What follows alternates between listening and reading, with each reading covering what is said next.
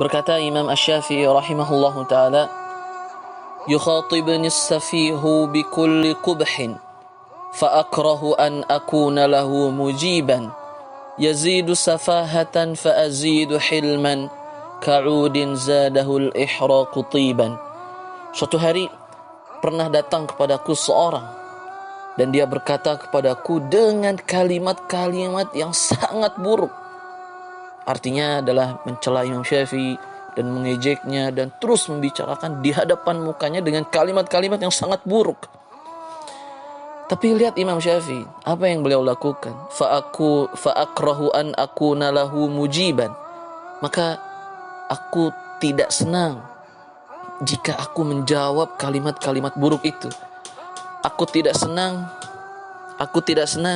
jika aku membalas kalimat-kalimat buruknya itu. Yazidu safahatan fa'azidu hilman. Ternyata hal itu, kata Imam Syafi'i, sangat menambah kebodohan orang itu. Tapi lihat apa yang terjadi.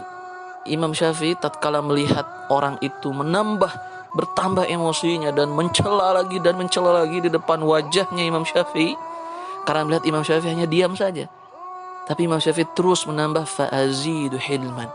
Maka aku tambah lagi sifat hilmanku, sifat sabar, tidak membalasnya dengan keburukan, sifat membiarkannya saja, dan memberikan senyuman kepada kalimat-kalimat buruk yang disampaikan kepada Imam Syafi'i. Itu sifat halim, sabar, tenang, dan tidak marah dan lain sebagainya. Maka Imam Syafi'i berkata, ka'udin zadahul ihraqu tiban. Maka perbuatan yang seperti itu sungguh seperti kayu bukhar yang semakin dibakar semakin mengeluarkan aroma wanginya. Ya, kayu bukhar itu adalah kayu yang biasa digunakan oleh orang Arab untuk memberikan wewangian parfum untuk rumah-rumah mereka. Jadi kayu itu tidak akan memberikan aromanya yang sangat wangi kecuali dengan dibakar. Maka tadi kita begitu. Ketika cemooh itu seperti kita sedang dibakar dengan kalimat-kalimat buruknya itu. Maka biarkan saja.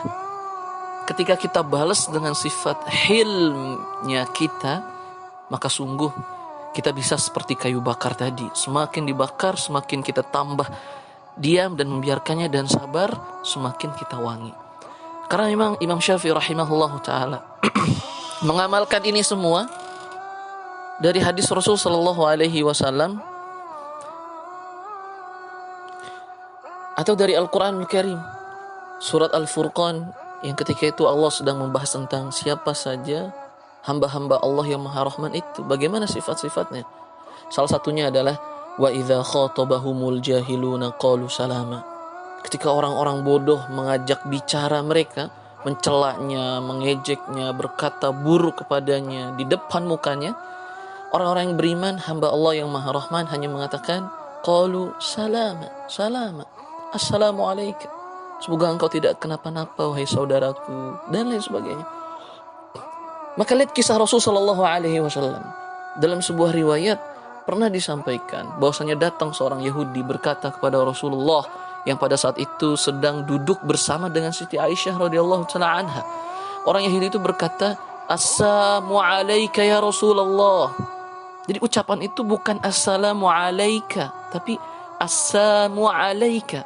Bukan ucapan salam, melainkan ucapan doa agar Allah menurunkan racun agar diminum oleh Muhammad itu. Lihat kalimat Yahudi mengatakan demikian di hadapan, langsung di wajah Rasul sallallahu alaihi wasallam yang pada saat itu sedang disaksikan pula oleh Siti Aisyah radhiyallahu taala anha. Semoga engkau teracuni ya Muhammad, begitu. Maka lihat apa yang terjadi. Siti Aisyah dengan emosinya karena suaminya dicela seperti itu. Akhirnya Siti Aisyah pun berkata-kata kasar lagi, membalasnya ucapan kasar tadi orang Yahudi. Kemudian kata Rasul sallallahu alaihi wasallam, "Wahai Aisyah, cukup. Kita tidak diperintahkan untuk itu." Subhanallah. Maka terakhir ada kisah tentang Zaid bin Su'nah, seorang Yahudi, dan dia juga sekaligus pendetanya Yahudi. Kisah ini diriwayatkan oleh Imam Al-Hakim dalam kitabnya Al-Mustadrak dan Imam At-Tabrani dalam kitabnya Al-Mu'jam Al-Kabir. Jadi Zaid bin Su'nah pernah memang pada saat itu Rasul meminjam sebagian harta yang dimiliki oleh Zaid. Hal itu biasa pernah terjadi pada kehidupan Rasul. Akhirnya sepakat untuk Rasul mengembalikannya di waktu tertentu. Tapi seketika, tatkala Rasul sedang memimpin majelis ilmunya di Masjid Nabawinya, tiba-tiba Zaid bin Su'nah datang bergegas dan minta masuk ke barisan Rasul itu. Tatkala sudah sampai di hadapan Rasul di saf pertama, justru Zaid bin Su'nah, seorang Yahudi ini sekaligus pendeta, dia menarik sorbannya Rasul Shallallahu Alaihi Wasallam sehingga Rasul pun tercekik dan kelihatan bekas cekikan dari kainnya itu di leher Rasul Shallallahu Alaihi Wasallam. Seketika para sahabat pun marah dan bangkit. Apalagi Umar bin Khattab berkata, "Ya Rasulullah, izinkan saya untuk memenggal leher orang ini." Gitu.